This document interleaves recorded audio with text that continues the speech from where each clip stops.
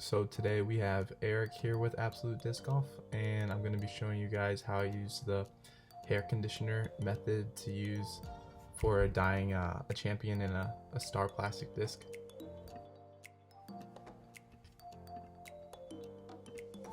So the first thing you're going to want to do is you're just going to want to wipe off all the dirt, clean the disc off so that when you start dyeing it, you don't have any of the dirt left on, or you don't want to be dyeing the dirt. You just want to make sure it's as clean as possible. So yeah, this is the first step I'm going to be doing.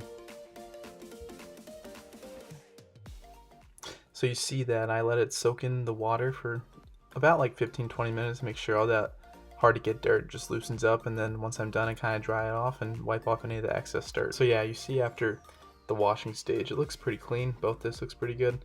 The white one's got a fewer stains on it, more some black marks I think from just permanent marker and other just beat-ins from other courses I've been playing. But after this step we're going to move into the acetone.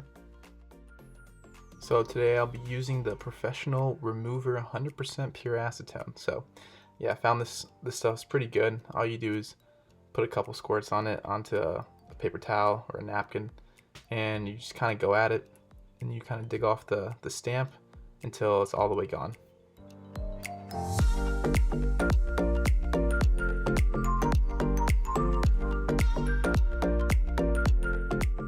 So I found that this acetone was pretty helpful in getting off the whole entire stamp one, and also getting off those black marks I had. I'm not sure exactly where they came from, but it did seem like they were a permanent marker, or maybe they're just kind of scrapes I got up on trees or cart paths or something. But yeah, it seemed that the acetone did a pretty good job. And then after you get everything off, then you can move into the next step of stenciling.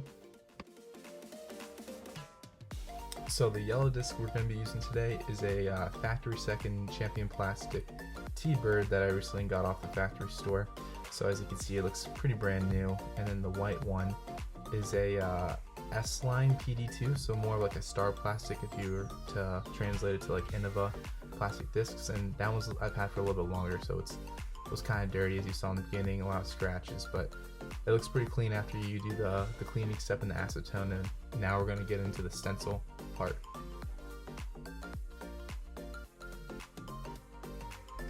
So the first thing you're going to want to do is you're going to want to cut out your contact paper, which you can find on Amazon. It's pretty cheap. You can get a big bundle of it.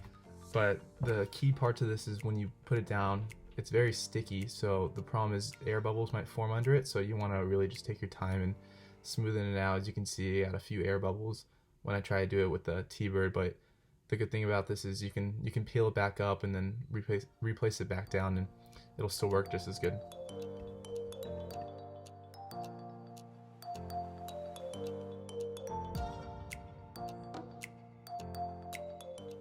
So after you get that contact paper on, what you're going to do is you're going to get your stencil. So for the T-Bird, I kind of drew it out. I wanted to try one where I drew it out, and then for the S-Line PD2 I used just a Word document, found a good font I liked, and made the design for both the PD2 and the prototype Absolute Disc Golf logo. So yeah, what you're going to want to do is you're just going to want to cut it out. Make sure you're using as little paper as possible, just because the more you use, the bigger it kind of gets more in the way. So what you're going to do is you're going to put some tape on it, and then you're going to tape it over the contact paper.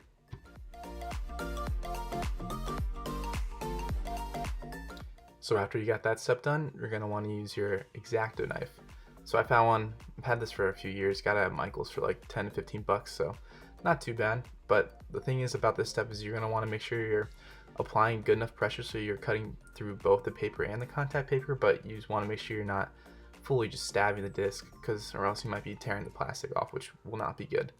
So yeah, you're going to see a quick little fast forward of this step, and then once I'm done, we're going to go to the dyeing step. So yeah, today I'm going to be using a tinfoil like pan, I guess you want to call it, but I just recommend using anything that you can kind of throw away after, or something, maybe like an old frying pan or something you just don't use anymore. One, make sure it fits the disc, and two, just you don't want to be using it later on just because you're going to get some dye left over in it. So here's the hair conditioner I'm using, and I'm also going to be using chopsticks to help spread out the conditioner, make sure it's even. And then as you can see, I also have that CVS syringe, so that's going to be good for picking the dye out of the bottle, just because you don't want to be pouring into other cups. It's going to dye those cups, and it's going to be kind of messy when you use it, so I found it very easy to use a syringe to dispense the dye onto the conditioner. And also with the conditioner, as you can see here, I'm using most of the bottle. You want to make sure you're gonna get a good level surface so that when you put the disc down, it's gonna be able to, the conditioner is gonna be able to reach the whole entire disc. From here, I'm just gonna use the chopsticks to, as mentioned earlier, just kind of spread it out, and then use a syringe, drop the dye all over the conditioner, and then spread the dye all over the conditioner. After the step's done, then you're going to put the disc face down. You're going to want to push it down to make sure the dye and conditioner reaches the whole entire span of the disc. And then what I like to do at the end is I like to make sure there's a little extra weight on it, just so there's no air bubbles that form, and making sure that the disc is on completely the dye.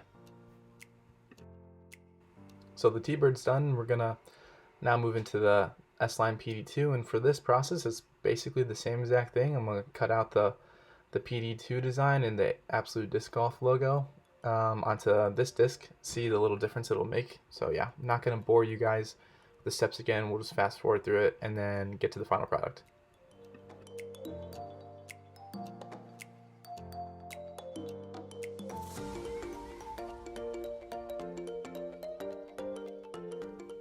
So yeah, move this back inside for the final step, just because, you know, the dye and conditioner can get a little messy, so want to make sure you're in a sink so that you can just run the water down the disc and the dye doesn't spread all over the place.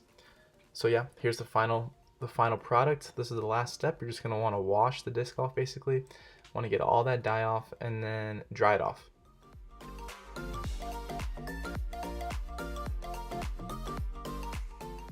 So here's the final product of the T-bird.